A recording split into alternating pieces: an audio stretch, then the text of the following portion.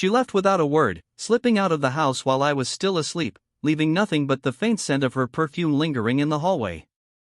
At first, I thought it was just her usual early morning routine, but when I noticed her suitcase by the door, perfectly packed and locked, a chill ran down my spine. The note she left wasn't even a note, just a small, typed slip, gone for a few days. Don't wait up. No explanation, no hint of where she was going, nothing. Normally, I would have shrugged it off as one of her spontaneous whims, but something about the way the words were printed, cold and distant, made my gut twist. A secret vacation? Why hide it from me? From us? I sat at the kitchen table staring at her empty chair, the morning light creeping through the blinds casting long shadows that felt heavier than usual. My mind ran in circles, replaying the last few weeks, her distant smiles, her late nights on work calls, the little evasions whenever I asked her plans. Something had been simmering under the surface, and this sudden disappearance made it impossible to ignore. I tried calling her phone, expecting maybe she had forgotten to tell me or that it was just an oversight, but it went straight to voicemail. Every ring that wasn't answered felt like a hammer striking my chest. Then, in a strange, almost automatic reaction, I packed a bag. I didn't know where I was going, and I didn't care. This wasn't about running after her anymore, it was about reclaiming myself. I left without a word, just as she had, but my purpose was different. Hers had been to hide. Mine was to move forward. I drove for hours, letting the highway swallow my anger and my confusion.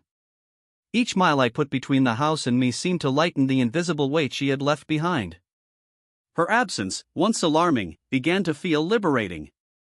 I didn't know where she was, but I realized I didn't need to know. Her secret vacation had been her escape, and I finally understood that I didn't need to wait around for someone who thought silence was the only way to communicate. Somewhere along the way, I stopped at a small roadside cafe. I ordered coffee, black, no sugar, and sat by the window watching strangers laugh, talk, and live their lives without the burdens of secrecy or betrayal. It was then that I noticed a pattern in my own thoughts. I wasn't angry anymore, not truly. I was free. Free from the guessing games, the hidden messages in her laughter, the feeling that I was never quite enough. The truth hit me with a clarity that hurt and healed all at once. Her vacation wasn't about sightseeing or relaxation. It was about evading me, avoiding confrontation, perhaps even testing how far she could go without being noticed. But I refused to play her game. Hours later, I found myself in a quiet park at sunset, the sky painted in streaks of pink and gold. I sat on a bench, listening to the wind rustle through the trees, and for the first time in days, I felt a sense of peace. The suitcase she had left behind, the note she had typed and left in its place, all of it symbolized something that no longer belonged to me. Her choices, her secrets, were hers. And mine, my freedom, my dignity, my heart, were mine to reclaim. That night, I didn't check my phone. I didn't wonder where she was or who she was with. I let the city's quiet hum lull me into sleep, feeling lighter than I had in months. Somewhere, she was living her little secret. And somewhere, I was living my truth. The realization struck me like a sudden gust of wind. I didn't need her to come back for me to move forward. She had left without a word, but I had chosen to leave without looking back, and that made all the difference. Days passed. Her absence was a shadow over the house, but each day that went by without her presence was a reminder of how much I could endure, how much I could grow, and how much I deserved honesty, not half-truths or hidden plans. I sold her favorite chair, repainted the walls, and started filling the house with things that reflected me, not her whims. The air felt lighter, the rooms bigger, as if her secrets had been a weight pressing down on every corner of my life. Then, one evening, a mutual friend mentioned seeing her at a distant resort, laughing with people I didn't know, looking carefree. My first instinct was a pang of anger, but it passed quickly, replaced by something far stronger, relief.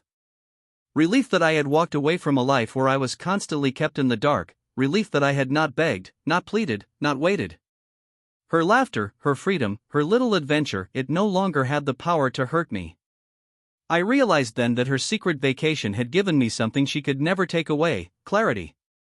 The choice to leave without looking back wasn't just a refusal to chase her, it was a declaration of self-worth. I had allowed myself to feel hurt, to be betrayed, to mourn what we had, but I had refused to let her actions define the rest of my life. She had left me with a silence that spoke volumes, and in that silence, I found my own voice, strong and unyielding. Weeks later, when she returned, radiant and smug, expecting perhaps to reclaim what she had left behind, she found the house changed, the air different. I was different. I didn't greet her with questions or accusations. I simply looked at her, quietly, and said, "I hope your trip was everything you needed it to be." And with that, I walked away into my own life, fully aware that the past belonged to her and the future belonged to me. Her secret vacation had ended, but my journey, my freedom, my choice to leave without looking back, was just beginning.